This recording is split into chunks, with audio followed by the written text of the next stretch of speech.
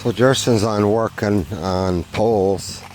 He's revamping a mistake we made, or I'll just say we. So what happened was they built the poles too short when I was gone, and we're having to make extensions on them. Where's the row at? Okay, so this is what they originally made right there. Is these, and I told them 6 foot and concrete on the bottom, and I got a 6 foot pole buried with concrete. I guess it's my own fault, but so we're having to revamp them. So this is what we're doing for now.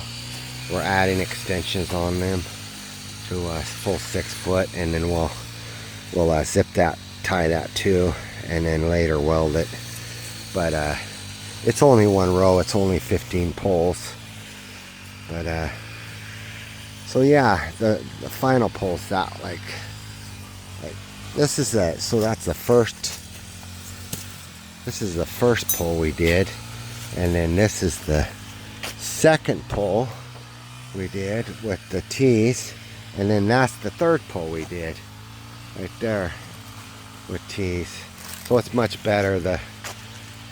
We had to evolve with our own mistakes. So if you don't put the T on, you get a bunch of sag. So it ends up like this. So you can see how uniform this pole is here. See how uniform that is? And I'll put a pole evolution at the end of this video, guys. The evolution of the pole. It'll be on the very end of the video. And then this is the first pole. Well, I would like to say that YouTube has not monetized me for reasons unknown, but I did put a buy me a coffee on my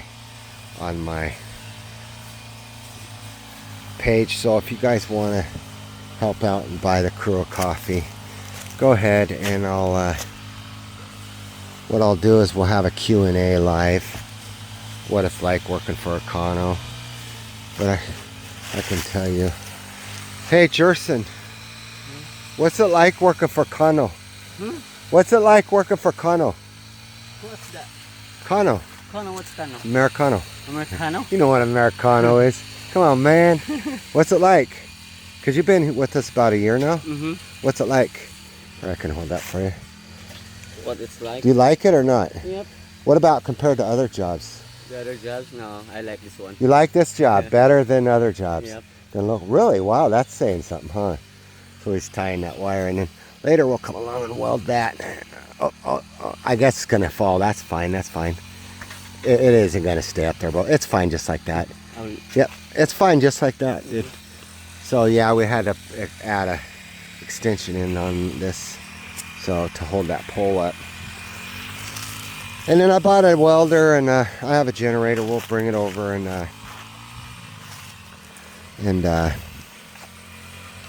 go ahead and do that.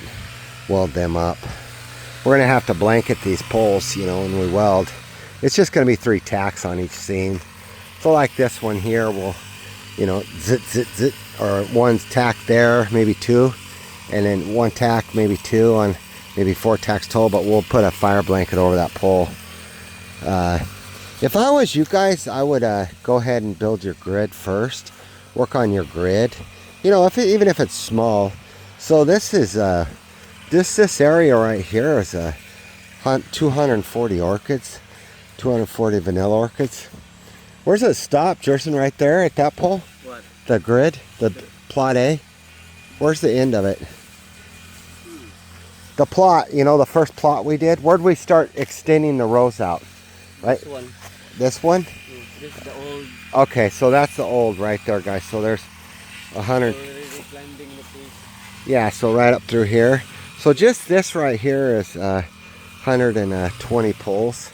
So you can see, you could just do like a 1, 2, 3, 4, 5 times 1, 2, 3, 4, 5. You could go out to here and do a nice little 25 pole plot, which will get you, with the bigger poles, you know, 25 times 3, you're going to get 75 orchid plants, you know, on that, with a 16-inch circumference pole. I would go with a bigger pole, guys. Now we're evolving, remember that. So these are 8s, and then we went to 10s, and now we're at 16s. So 8 was just a little bit too small, and but here's what we're running into. See, it's outgrowing the pole. I mean, it grows so fast here. It's supposed to be, you know, you're lucky to get a meter a year. You know, we got 2 meters in 6 months. So that tells you how good vanilla grows in the Philippines, you know. And I would like to emphasize, guys, I'm going to show you what I'm doing today. I'll catch me on the next clip, guys. Guys, this is what I'm doing today, is finishing these poles out. And I don't know why that did that, but this should be out of there. So these are a couple orchids that were failing down below. So what I did was I moved them. So you can there's different things you can do with your bottom stem. You can either put them on the ground and then cover them with this stuff, this mulch, and you can throw, you know, rice hull, other stuff, and then cover them up, and that holds the moisture in the ground. So if they need, they can get water from that stem. And most of their nutrients come from the ground after finding out, researching. And also, guys, I'd like to thank you guys for critiquing my plants, because you probably saved me a lot of headache in the future. So what I like to do, or what I'm doing, is instead of putting a stem on the ground and burying it in the mulch, I like to just stick it straight into the bottom of the pole a few lengths, you know. And then because that water's gonna fall, you know, it'll always go down, so the bottom of that pole is always going to have water, and then you put mulch around it to hold it in. But this will be the finished product right here. Well, not quite, but close. See, it'll go up all the way to 6 foot, and then you just drape it down and go down and up and down a couple times, and then go ahead and put it on your grid. But we were in a mad dash of a hurry to get this in, so that's why. And we had some mistakes, and I butted head with my wife, but that's what we're doing now. Today I'm doing this. I'm putting these bases on here with the mulch, and it's just basically holds them in. I've seen people with whole rows, you know, just rows and rows of coconut, and then they put their pole in the middle of them, and the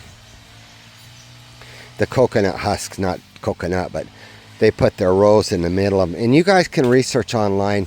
There's vanilla being grown all over the world now, not just Madagascar.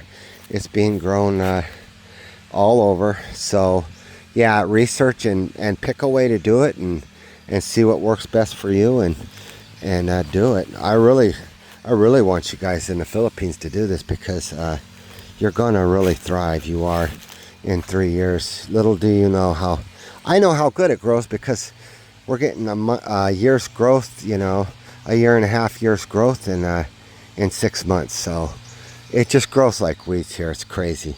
You could just throw it on the ground, and it's going to take off growing, you know, with the moisture and it's because we run 80 to 100% humidity here in Leyte. So we're always at 80. I'm walking on the ground right now, and remember my last video was emergency watering. Well, guess what? I'm walking on the ground 2 days later, and it's like a sponge. It's literally like a sponge.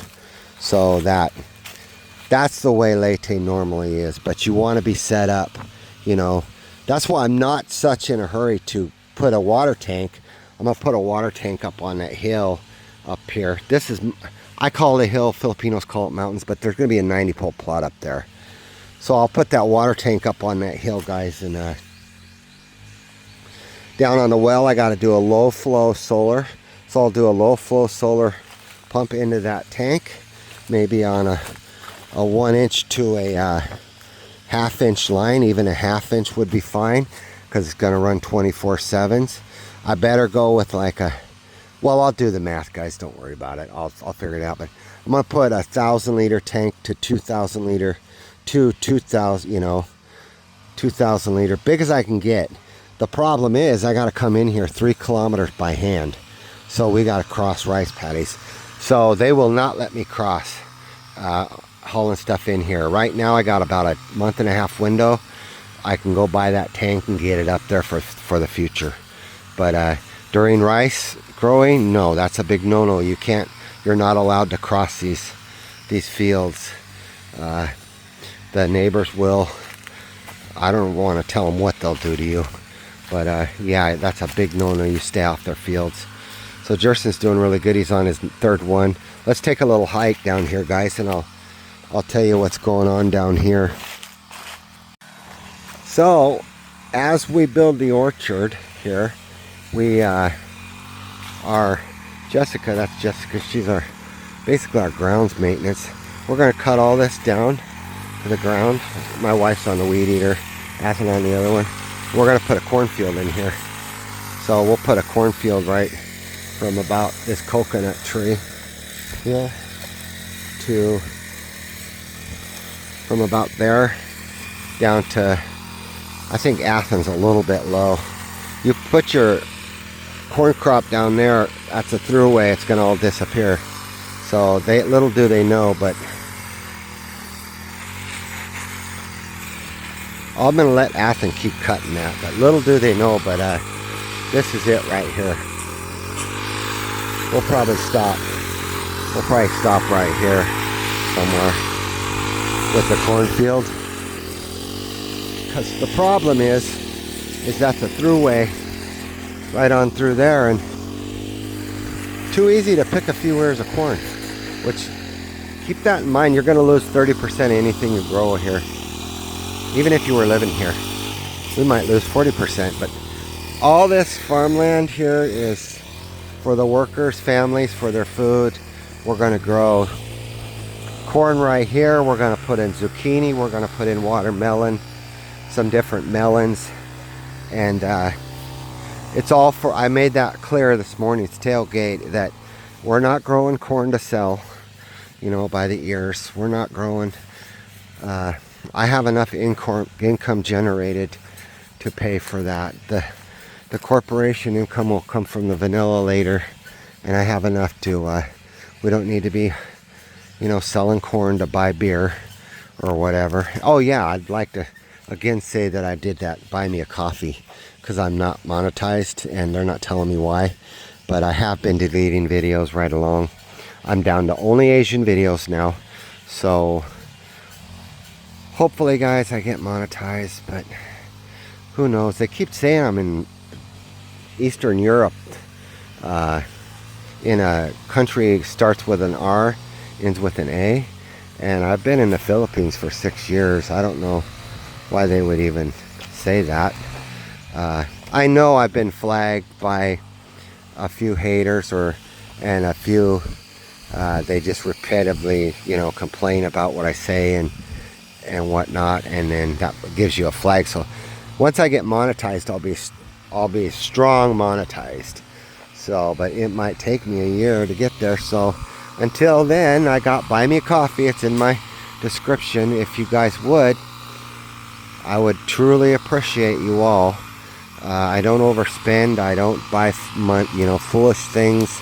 The money's going to go directly to the crew, and I will do at the end of each month or end of the quarter, we will do a Q&A with the employees. And you've seen earlier, Jerson, we try to treat the people right here better than expected. So hit me on that buy me a coffee, whatever you want, and after we get enough for some beers, we'll have a Q&A live for you guys, because I really appreciate you guys. And really like and share this video, because I really want the Philippines to wake up and see what kind of potential they have. It's unlimited, guys.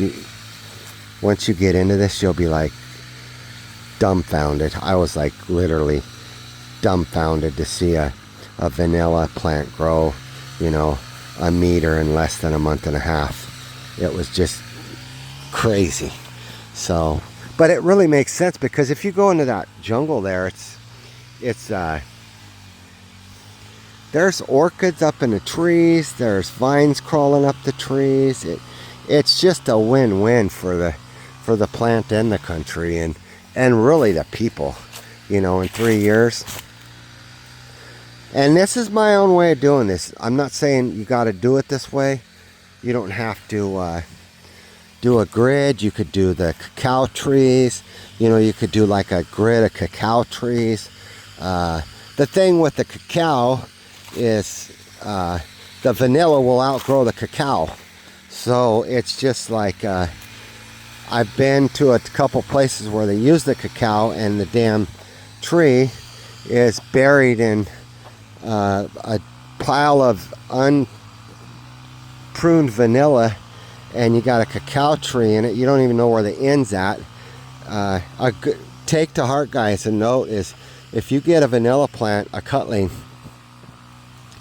say it grows to 7 foot in 2 years, and it's overgrown, it's 20 foot up, and if you cut that vanilla plant before it blooms, it's going to take you another 3 years to get a bloom. You need to never ever do cutlings before they bloom. After they're blooming and producing fruit, beans, then you may cut. Never cut before you harvest, so you know, because you will not get another bloom on that plant for 3 years. It like resets it naturally. So take that to heart, write it down, put it in your notebook, whatever, but just remember that, guys. Planting, I'm gonna hire a cowboy to flip this land over, and we're gonna have a cornfield. How about that one? Compliments of James and Karen Adventures. They gifted me a bag of corn, and the workers are super excited to get some corn grown. So we'll do some row crops in here. So here's another look, guys, at our farm. So we can plant fields in here, all this. This is our lower farm. So we will, but we gotta be careful. If you plant too close to that trail, everything disappears. But yeah, they're knocking her out, man. We'll be turning this over next week with carabao and putting corn in here, zucchini, cucumbers, squash, a variety of different melons, and like I said, this is all for the families that work for us and their families. So say if Athens got, you know, his mom and dad, and you know, and Jessica's got her mom and dad, then they can take a bag full of corn up to mom and dad. You know, it's just kind of a French benefit you get for really working for us. We do crop share too. Each of them got 2 bags of rice. That's, you know, about a 2,800 peso bonus at the end of the rice harvest. And then they actually harvest pineapple, they harvest bananas, some cocoa, and some other fruits off of this lower plot. You can see the different trees in there.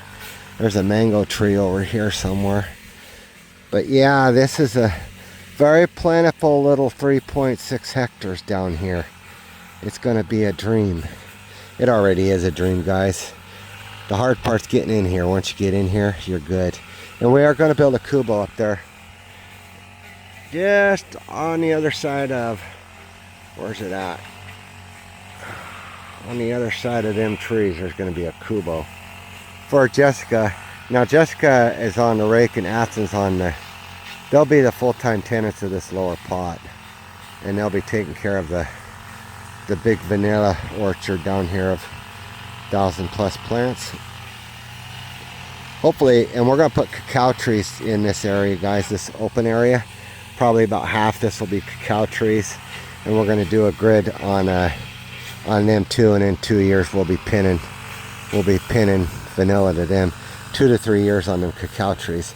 But like I said, they The vanilla will outgrow the cacao, so if you just start out with a little cacao stickling stuck in the ground and you put vanilla to it, your vanilla is going to grow 10 times faster than your cacao. So if you want to do this venture, and I would say put your cacao grid system in and then wait a couple, 2 to 3 years, then go ahead and pin your vanilla, you know, to your cacao, and then you can do a cacao. And I have done my research, and a lot of people mention that, and that is the golden standard as far as vanilla is cacao, I guess. So I like these fig trees in here. So behind that fire in that little makeshift kubo for our lunch, there's fig trees in there. It's like a mini fig forest, and they really filter the light perfectly.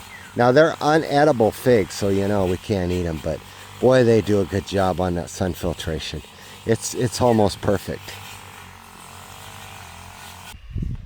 So it's afternoon, it's about 2 p.m. and the guys got, I shouldn't say the guys, the crew, including my wife, got all this cut out today for the corn plot from James and Karen. And we didn't bring enough gas, so we learned there we only brought enough gas for half a day. 2 weed eaters took a half a gallon to do all this, and then that's your 4-stroke Honda. And today I've been redoing some stuff. The sun is just too much, too bearing. I think I'm gonna have to get some netting for this edge.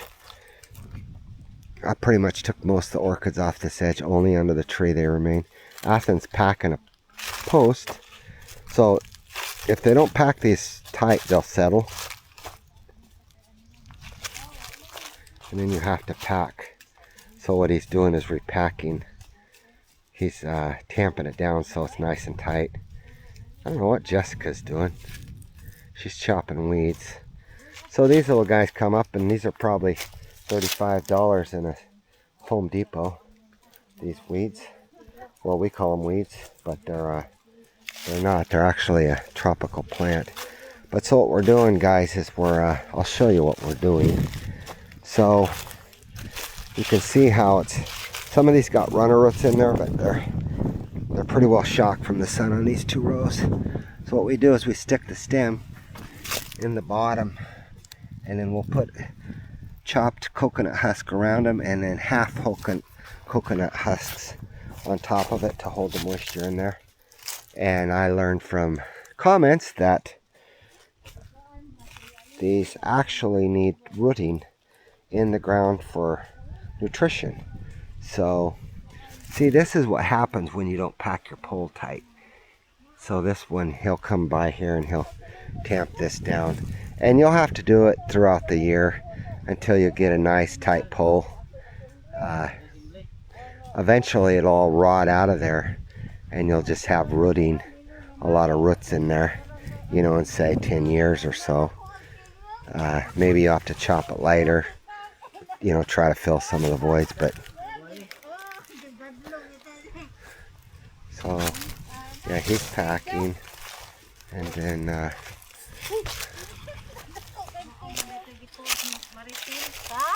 I'm weeding, and then Jerson's gonna. So see how he did that? Did you reposition that one? Mm-hmm.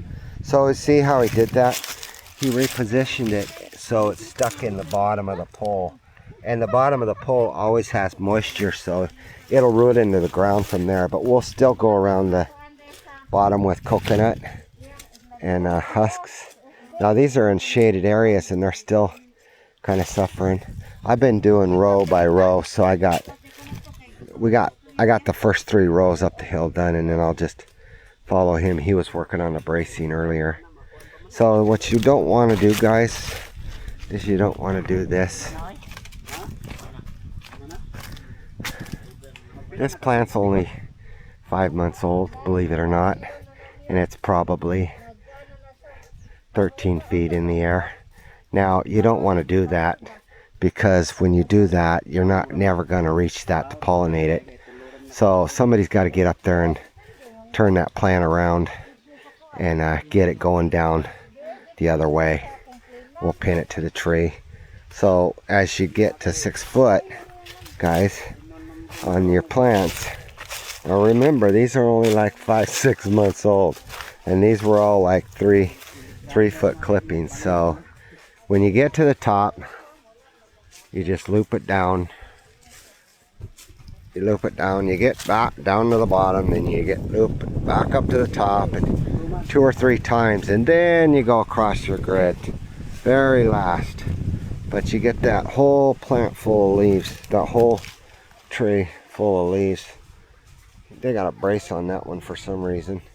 It is sagging, but see how it's sagging? So when you get the sag down there at the bottom, you can take rope, and you go with nylon rope about 3, and then somebody lifts it like that, and then you just work the pole and it'll work down and straighten up.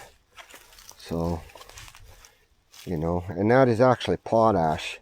So one of the reasons these do so well is they put potash in the bottom of them when they stuffed them. See how much ash they put in that? A lot. But, and look, now I was told, oh, they're going to die if you don't put them in the ground. They're going to die.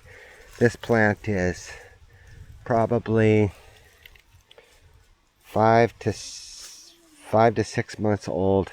It's 12 feet tall, and it never was in the ground, ever. So, yes, there's some truth to that. They'll probably get set back, but no, that's not true. They can go directly off a pole. I wouldn't suggest it. I would suggest either laying the root on the ground and burying it with coconut husk. Like I said, there's places with hole in between their posts. They put coconut husks, you know, just rows of them. But we're actually, believe it or not, running out of coconut husks, or we're having to go further and further, which is scary because we're a little over halfway done with this orchard, and we'd be needing some coconut husks. We'd be needing some coconut husks to go up to 6 foot, and then at the base, every one of these poles get coconut husks and chopped coconut husks to match this one up here that I did. I did a retransplant on this one. So these were on the hot side. So I put these, see how I did that with the coconut husks? So I got chopped coconut husks on the bottom. They're actually stuffed into the bottom of that pole, and then that'll hold the moisture in. So when you water, all the water goes to the bottom, so you know it's down there. And you do gotta watch, they will root rot, guys. So don't overwater whatever you do, because they will root rot and kill the bottom section of the plant. Like I said, we're learning, so I hope you enjoy this video, and we will catch you on Monday, perhaps, Holy Week. I'll be over here tinkering and tankering with the orchard.